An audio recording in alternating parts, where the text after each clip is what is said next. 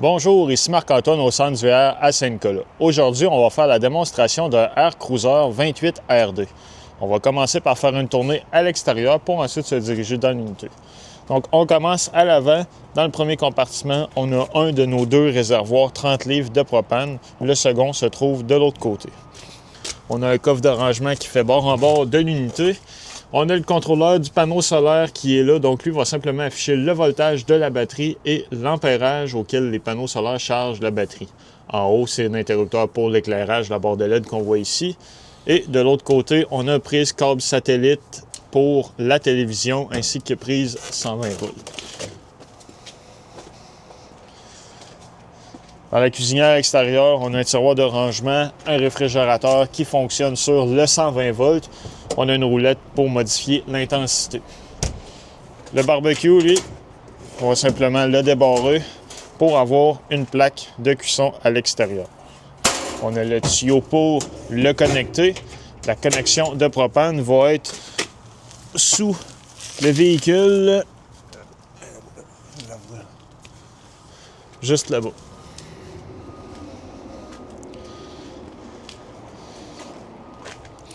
Sur la fifth wheel, on a des pattes stabilisatrices, donc on peut les abaisser et les monter avec l'interrupteur juste ici. On va avoir un second interrupteur pour l'avant. La trappe qu'on voit là, en fait, c'est la ventilation pour le réfrigérateur qui se trouve à l'intérieur. On a la possibilité d'installer une caméra Bluetooth de recul. La fifth wheel est préfilée en conséquence. C'est vendu séparément. L'échelle pour accéder au toit. Donc, on va recommander de monter sur le toit au moins une fois aux 3 mois pour aller valider que les joints d'étanchéité sont bons et s'assurer que le toit n'est pas endommagé. Ce qu'on veut, c'est prévenir les infiltrations d'eau. Notre connexion est 50 ampères pour 120 volts pour connecter la fifth wheel. Et ce qu'on voit ici, c'est notre chauffe-eau. Donc, lui fonctionne au propane et électrique. C'est à partir de l'intérieur qu'on peut le mettre en fonction.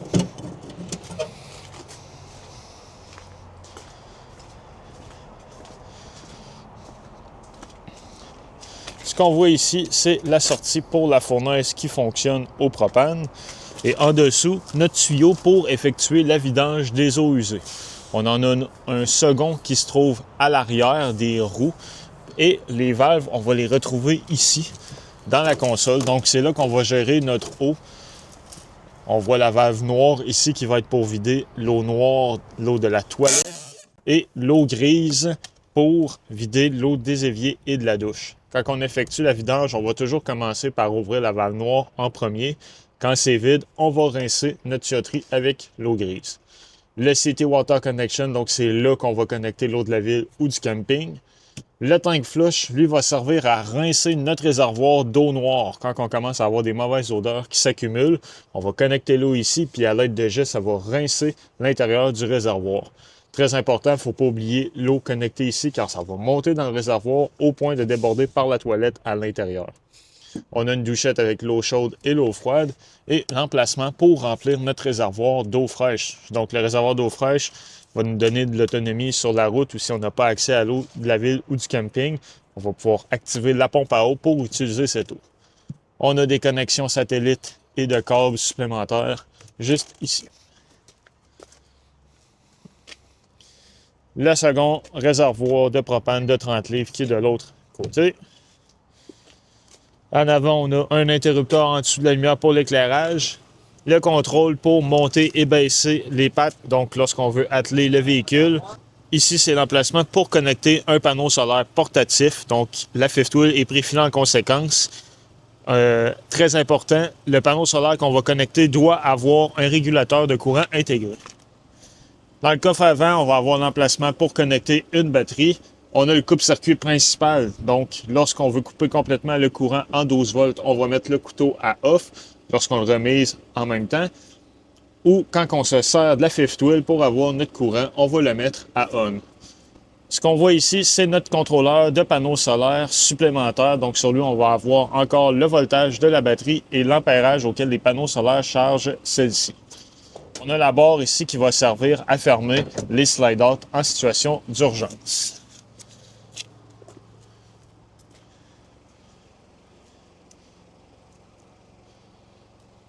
Maintenant, on va se diriger à l'intérieur.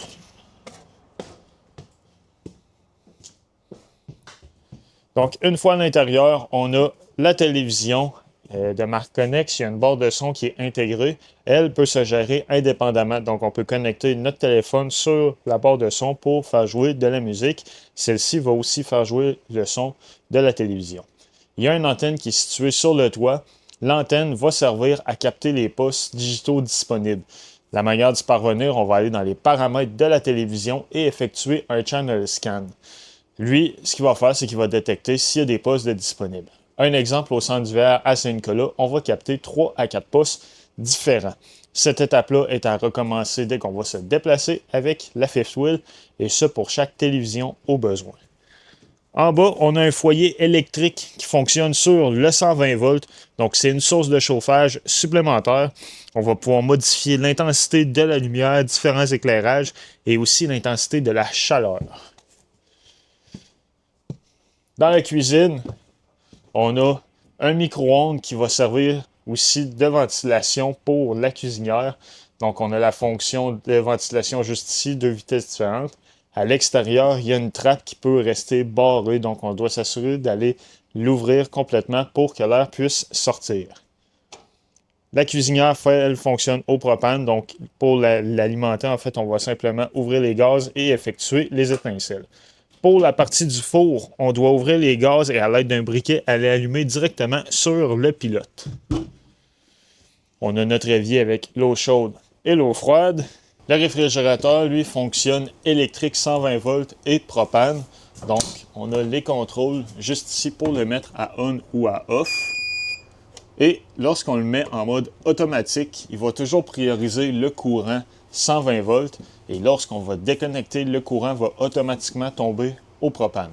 Si on veut le faire fonctionner seulement au propane, on doit s'assurer que le bouton ici est relevé pour qu'il fonctionne au propane seulement. En avant, on a un réfrigérateur supplémentaire pour des bouteilles de vin ou des breuvages. On a de l'éclairage. Quand on voit avec des boutons comme ceci, on peut ouvrir manuellement directement sur ceux-ci. La salle à dîner, donc encore une fois, on va avoir les interrupteurs au mur pour gérer l'éclairage.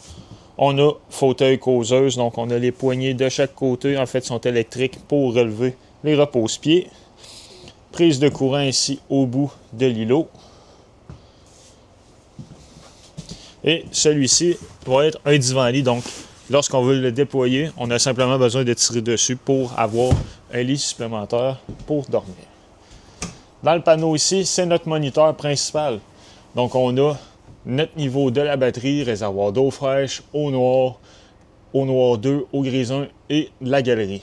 Dans ce cas-ci, on va avoir seulement un réservoir d'eau noire et on va avoir 2 réservoirs d'eau gris. Les interrupteurs pour ouvrir et fermer les slide-out, pour ouvrir et fermer l'auvent juste ici. On a l'interrupteur pour mettre la pompe à eau en fonction. Donc lorsqu'on a rempli notre réservoir d'eau fraîche, on met la pompe en fonction pour avoir de l'eau dans notre binetterie. On va conseiller lorsqu'on a fini de se servir de l'eau avec la pompe de l'éteindre. On a aussi notre chauffe-eau, donc water heater, lui on peut le faire fonctionner au propane ou électrique. Les tank heaters, ça c'est des pads chauffants qui sont collés sous les réservoirs d'eau grise et noire. Les tank heaters en fait vont permettre de garder une chaleur dans ceux-ci lorsqu'il fait sous zéro à l'extérieur. On ne veut pas que nos eaux usées gèlent, donc on va mettre le tank heater en fonction pour être capable d'en faire la vidange. Ici c'est l'éclairage pour autant l'intérieur que l'auvent qui se trouve ici. Sur notre thermostat, on va pouvoir gérer autant le système de chauffage et de climatisation. Donc, on va pouvoir modifier le mode. Est-ce qu'on le met à cool pour climatiser ou à fournaise pour chauffer avec la fournaise au propane? On peut monter et baisser la température ou mettre le système à off complètement. On peut aussi modifier le fan en le mettant à low ou à high au besoin. La prise de courant qui est ici, il y a un reset intégré. Donc, si jamais on n'a plus de prise, on n'a plus de courant dans nos prises, en fait, c'est la première endroit à venir voir, s'assurer que le bouton est bien enclenché. Et en bas, c'est notre détecteur de monoxyde de carbone.